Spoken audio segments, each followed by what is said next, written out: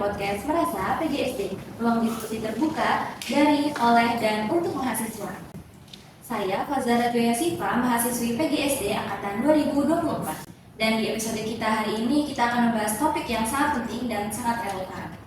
Judul episode kita pada hari ini adalah Tersesat di Era Post-Truth, Etika Digital dan Krisis Moral Mahasiswa. Nah, untuk membahas semua itu, hari ini kita kedatangan narasumber yang spesial nih. Yuk, langsung saja kita sapa. Halo Iya Henry. Selamat juga. Oke, karena tak kenal maka tak sayang nih Sobat Rasa. Langsung saja kita perkenalan bersama narasumber kita hari ini. Boleh silakan dia yang memperkenalkan dirinya. Oke, sebelumnya kenalin aku Hendy Pratama, mahasiswa PGSD Angkatan 2023. Wah, gimana nih ya kesibukan akhir-akhir ini? Untuk kesibukan akhir-akhir ini lumayan padat ya jadwalnya juga di Senin sampai Minggu. Itu padat dari yang kegiatan di Metro maupun yang ada di Balang. Oke, semangat ya Yai. Kita mulai dari dasarnya dulu nih Yai. Sebenarnya apa sih yang dimaksud dengan era post-truth ini? Oke, era post-truth ya. Kalau dari Yai sendiri, menurut Yai itu era post-truth itu adalah suatu kondisi ketika kebenaran yang secara faktual dan objektif itu kalah berpengaruhnya dibandingkan kebenaran yang secara emosional dan berdasarkan keyakinan pribadi, sehingga publik itu lebih tergerak oleh keyakinan pribadinya, tapi bukan berdasarkan datanya. Oke, jadi era post-truth ini adalah masa di mana fakta objektif kurang diperhatikan dan opini publik lebih dipengaruhi oleh emosi atau keyakinan pribadi. Selanjutnya nih, Yai. Kenapa sih era ini dianggap sangat berbahaya, khususnya bagi mahasiswa yang idealnya punya kapasitas berpikir kritis? Berbahaya era post-truth itu bagi mahasiswa itu karena kita ini kan mahasiswa ya, kita ini sebagai agen perubahan, agen of change, yang mana kalau dari kitanya aja nggak menerapkan pola pikir yang kritis terhadap suatu informasi, kita ini bakal terbawa arus, kita ini bakal tersesat dalam informasi-informasi yang kejelasannya aja belum tentu dibenarkan gitu kan. Misal dia ambil contoh di media sosial itu pernah dia baca berita tentang seorang guru yang merusak atau menggunting pakaian muridnya. Nah, itu kan videonya itu hanya berdasarkan cuplikan saja, yang mana itu tuh videonya dengan nyata menjatuhkan identitas gurunya. Nah, karena dari si cuplikannya itu banyak sekali netizen, banyak sekali masyarakat yang kontra dengan sikap yang ada di gurunya tersebut. Namun, kalau kita berpikir secara kritis, kita menelaah kembali nih informasi tersebut, kita bisa menemukan kebenarannya. Ternyata kebenarannya adalah video tersebut tidak sepenuhnya benar, karena video tersebut itu menggambarkan ketika seorang guru menggunting pakaiannya itu tuh berdasarkan alasan yang jelas, karena guru tersebut menggunting karena pakaian siswa tersebut melanggar peraturan sekolahnya, karena bergambar seragamnya itu digambar, dicoret-coret gitu. Dan guru tersebut melakukan tindakan tersebut tuh tidak hanya semata-mata untuk menghukum, tapi guru tersebut itu diberikan amanah atau diberikan perintah oleh orang tua siswanya agar melakukan hal tersebut, karena siswa tersebut tuh memakai seragam bekas lulusan SMP-nya. Jadi siswa itu merasa nyaman atau merasa keren dengan pakaiannya, padahal itu melanggar peraturan sekolahnya, sehingga guru tersebut melakukanlah hal tindakan menggunting pakaiannya. Namun banyak sekali kontra yang menyudutkan atau cyberbullying terhadap guru tersebut. Nah, kita sebagai mahasiswa juga perlu berpikir kritis, kita perlu menelaah kembali informasi-informasi. Kita jangan berpandangan sempit, kita jangan berpandangan ke satu perspektif saja, tapi kita juga berpandangan ke berbagai perspektif. Mungkin aja perspektif kita ini salah, terus perspektif yang lain juga ada tentunya benar. Jadi kita nggak boleh berpandangan sempit. Itu kenapa era post itu sangat berbahaya. Oke, jadi dalam era ini berita palsu dan informasi menyesatkan itu mudah menyebar, sehingga kebenaran itu menjadi sulit dibedakan dari kebohongan. Nah, Oke, selanjutnya nih Yai. Pernah nggak sih Yai mengalami atau tahu ada teman Yai terjebak dalam informasi yang ternyata adalah hoax atau menyesatkan? oke. Kalau dari Yai sendiri, itu Yai belum pernah mengalami era post-truth atau mengalami informasi yang salah. Karena dari Yai sendiri menerapkan pola pikir yang kritis. Yai selalu ngecek kembali atau selalu mencari ulang informasi tersebut. Seperti saya dari segi perlombaan ya, Yai dulu suka mencari informasi perlombaan. Cuman Yai orang yang tidak mudah percaya gitu. Yai harus mencari, oh informasi ini ada perlombaan nih, tapi benar nggak nih, sumbernya valid nggak nih, terus perlombaannya itu benar nggak ini, identitasnya benar nggak nih perlombaannya. Jadi cari lagi, oh ternyata salah, jadi nggak ya ikutin. Jadi ya itu nggak pernah terjebak dalam era post-truth. Tapi kalau untuk temannya itu ada, tapi cuma beberapa aja. Itu waktu masa-masanya kita lulus SMA, dimana kan itu kita cari pekerjaan kan. Nah, cari pekerjaan juga kan nggak secara nyata atau secara langsung ke tempatnya gitu kan, tapi cari pekerjaannya di media sosial. Nah, di media sosial itu dia terjebak dengan informasi palsu, seperti dia mencari dapat informasi di Facebook, habis itu dia lakukan dia ke tempat lokasinya, tapi ternyata informasi tersebut sudah tidak valid. Nah itu, jadi kita perlu jangan mudah gampang percaya dengan informasi yang kejelasannya dan kebenarannya itu belum teruji. Oke, jadi kita sebagai mahasiswa saat ini harus menerapkan pola pikir kritis ya Yai. Betul. Ya lanjut nih Yai. Kalau kita bicara soal etika digital menurut IAI sendiri, gimana sih kondisi etika digital mahasiswa saat ini? Apakah mereka sudah cukup sadar dengan tanggung jawab bermedia? Kalau dari etika digital ya, dari etika digital mahasiswa saat ini dalam bermedia sosial itu bisa dibilang tidak semuanya sudah menerapkan etika digital. Karena begini, kalau kita dalam bermedia sosial itu kan punya etika yang harus kita terapkan dalam bermedia sosial. Contohnya, kalau kita ingin membuat konten kritikan atau kita ingin mengkritik suatu instansi atau mengkritik seseorang, itu kan kita perlu ada batasannya. Kita boleh mengkritik di media sosial, tapi jangan sampai menyudutkan dan itu mencapai tahap cyberbullying. Karena kalau kita udah mengkritiknya sampai identitasnya itu terbongkar dan sebagainya, itu malahan jatuhnya ke cyberbullying. Nah, netizen sekarang atau mahasiswa yang sekarang itu banyak sekali yang melakukan cyberbullying. Contoh di Twitter itu salah satu media sosial dengan cyberbullying tertinggi di Indonesia. Dan Indonesia juga merupakan salah satu tingkat cyberbullying tertinggi juga di Asia. Karena tidak tahu aja netizen Indonesia itu kalau mengkritik itu bagaimana. Karena seseorang itu mengkritik itu tidak melihat dampak yang akan ditimbulkan. Tapi mereka itu asal-asal aja mengetik untuk mengkritik karena mereka beranggapan, oh ketikan saya aja di media sosial gitu. Jadi mereka juga nggak bakal tahu tentang identitas saya. Banyak sekali yang mengkritik itu akun-akun fake, akun-akun second gitu. Karena mereka itu beranggapan kalau mereka menggunakan akun fake, mereka identitas mereka itu nggak akan ketahuan. Jadi mereka mudah untuk melakukan cyberbullying di mana saja. Seperti itu. Oke, jadi ada mahasiswa yang sadar akan tanggung jawab bermedia dan ada juga yang belum ya Yai. Belum. Oke, selanjutnya nih Yai.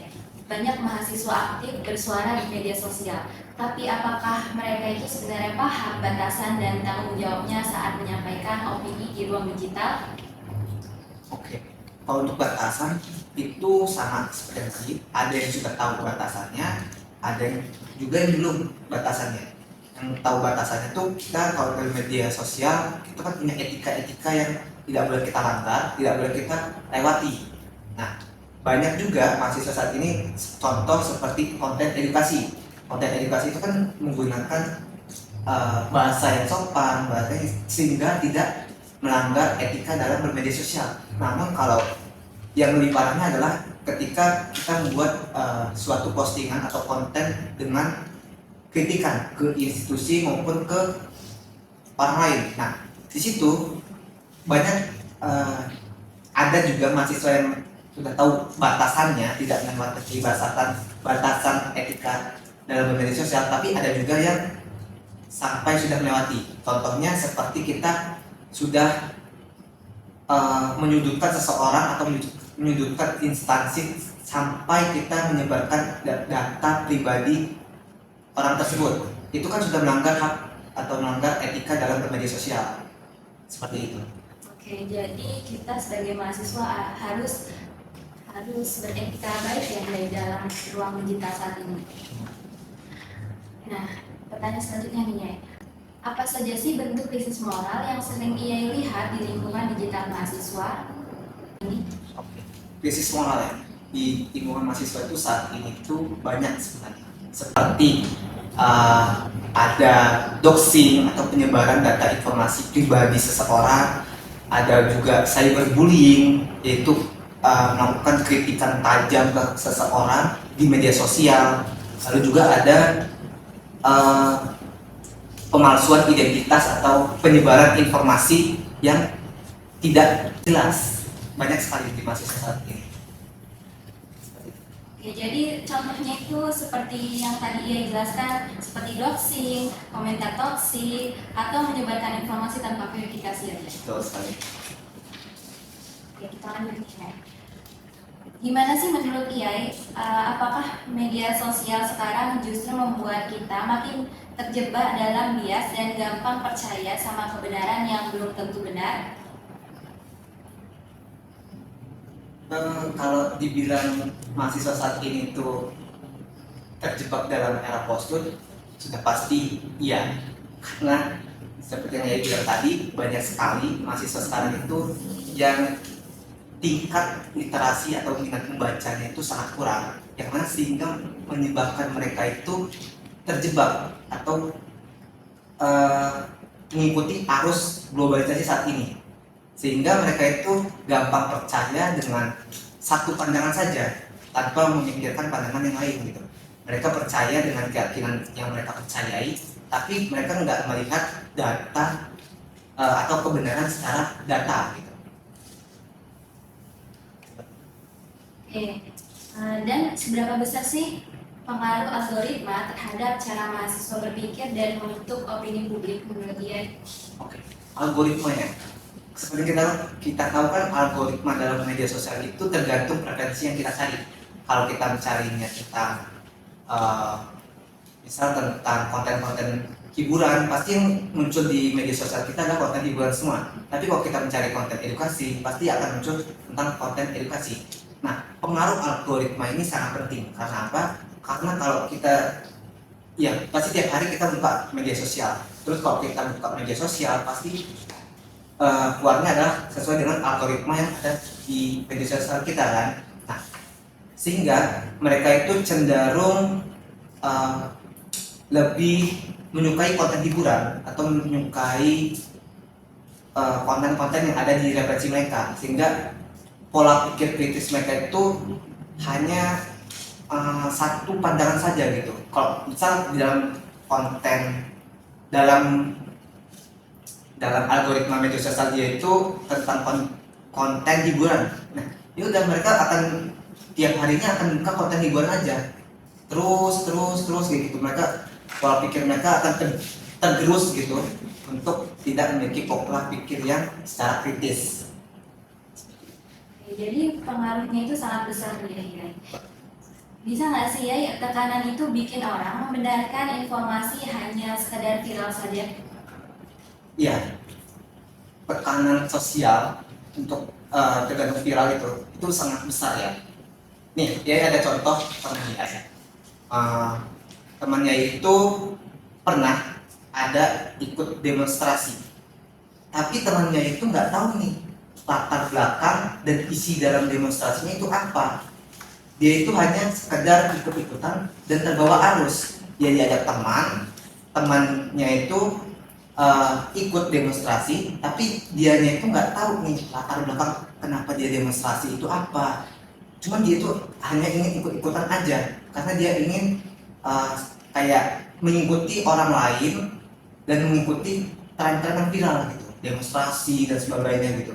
Jadi dia itu, kita tuh nggak boleh sebenarnya. Kita harus tahu dulu apa sih latar belakang dari demonstrasi tersebut itu apa, terus kenapa dia harus ngikutin demonstrasi itu. Kalau itu nggak sejalan dengan prinsip dia, ya udah nggak usah diikutin gitu kan. Dan itu sangat berpengaruh dengan tekanan sosial dari seseorang, itu sangat berpengaruh pada pola pikir kita. Ya, berarti tekanan sosial itu membuat mahasiswa cenderung mengikuti tren yang viral ada ya. Betul sekali. Kalau kita bicara soal solusinya, menurut IAI, prinsip etika digital apa saja yang penting dimiliki oleh mahasiswa saat ini?